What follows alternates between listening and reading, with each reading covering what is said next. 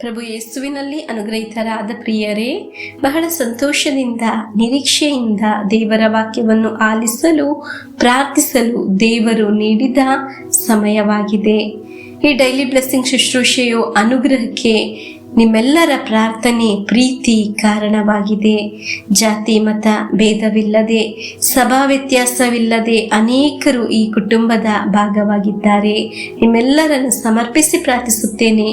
ದೊಡ್ಡವರಿಂದ ಚಿಕ್ಕವರವರೆಗೂ ಮದ್ಯವ್ಯಸನಿಯಲ್ಲಿ, ಲಹರಿಯಲ್ಲಿ ಗುಲಾಮಗಿರಿ ಆದವರು ಇದ್ದಾರೆ. ಅವರಿಗಾಗಿ ಪ್ರಾರ್ಥಿಸೋಣ. ಕುಟುಂಬದ ಜವಾಬ್ದಾರಿ ಇಲ್ಲದೆ ಕುಟುಂಬವು ಕುಗ್ಗಿ ಹೋಗಿದ ಅವಸ್ಥೆಯಲ್ಲಿ ಅನೇಕ ಕುಟುಂಬಗಳಿವೆ. ದೇವರ ವಾಕ್ಯದಲ್ಲಿ ಇಂದು ಉಳಿತು ಅನುಗ್ರಹವು ಅವರ ಸ್ವಭಾವದ ಮೇಲೆ, ಅವರ ಜೀವನದ ಶೈಲಿಯಲ್ಲಿ ಅನುಭವ ಉಂಟಾಗಲಿ ಎಂದು ನಮಗೆ ಪ್ರಾರ್ಥಿಸೋಣ. ನಮ್ಮ ಪ್ರಾರ್ಥನೆಯಿಂದ ಅದ್ಭುತಗಳು ಸಂಭವಿಸಲಿ. ದೇವರ ವಾಕ್ಯ ಆಲಿಸಿ ಮುಂದೆ ಸಾಗುವಾಗ ಬದಲಾವಣೆ ಉಂಟಾಗಲಿ. Hallelujah, amen.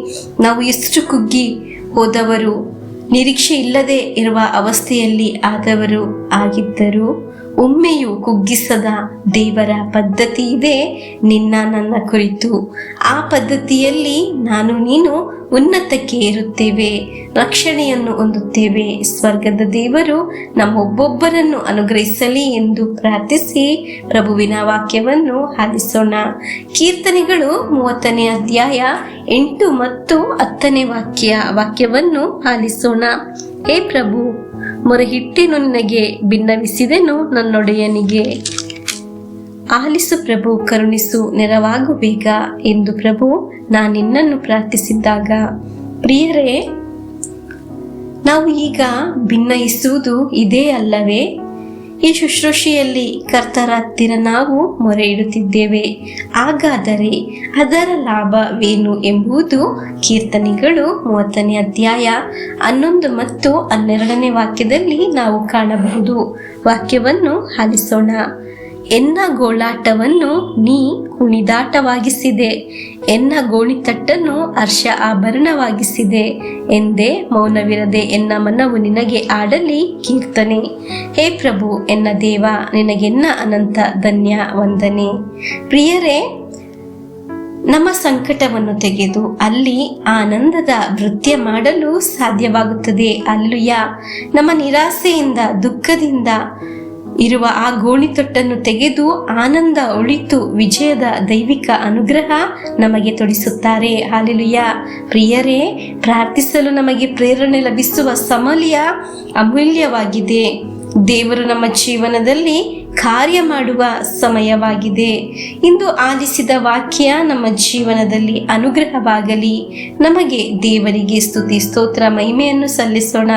ಪುನಃ ನಿರೀಕ್ಷೆಯಿಂದ ನಮ್ಮ ಎಲ್ಲ ಕೋರಿಕೆ ಬೇಡಿಕೆಗಳನ್ನು, ನಮ್ಮ ಸಾಲಗಳನ್ನು, ನಮ್ಮ ರೋಗಗಳನ್ನು, ಎಲ್ಲ ಮದ್ಯವ್ಯಸನಿಯಲ್ಲಿ ಗುಲಾಮಗಿರಿಯಾಗಿರುವ ಪ್ರತಿಯೊಂದು ವ್ಯಕ್ತಿಗಳನ್ನು ದೇವರಲ್ಲಿ ಸಮರ್ಪಿಸೋಣ. ಪ್ರಾರ್ಥಿಸೋಣ ಅವರಿಗಾಗಿ. ದೇವರು ನಮಗೆ ನೀಡುವ ಅನುಗ್ರಹವನ್ನು ತಡೆಯಲು ಒಂದು ಕೇಡಿಗೂ ಸಾಧ್ಯವಿಲ್ಲ. ಪ್ರಭು ಯೇಸುವಿನ ಆಶೀರ್ವಾದವನ್ನು ಸ್ವೀಕರಿಸೋಣ. ದೇವರ ವಾಕ್ಯವನ್ನು ಪರಸ್ಪರ ಶೇರ್ ಮಾಡೋಣ. Hallelujah, amen. ನಮ್ಮೇ ಪ್ರಭು ಯೇಸು ಕ್ರಿಸ್ತರ ವರಪ್ರಸಾದವು, ದೇವರ ಪ್ರೀತಿಯು, ಪವಿತ್ರಾತ್ಮರ ಅನ್ಯೋನ್ಯತೆಯು ನಿಮ್ಮೊಡನ ಇರಲಿ. ರೋಗದಿಂದ, ಅಪಘಾತದಿಂದ, ವಂಚನೆಯಿಂದ, ನಿರಾಶೆಯಿಂದ ಸ್ವರ್ಗದ ದೇವರು ನಿಮ್ಮನ್ನು ಅದ್ಭುತವಾಗಿ ಸಂರಕ್ಷಿಸಲಿ. ದೀರ್ಘಾಯುಸ್ಸು, ಆರೋಗ್ಯ, ಸಮಾಧಾನ, ಸಂತೋಷ ಉಂಟಾಗಲಿ.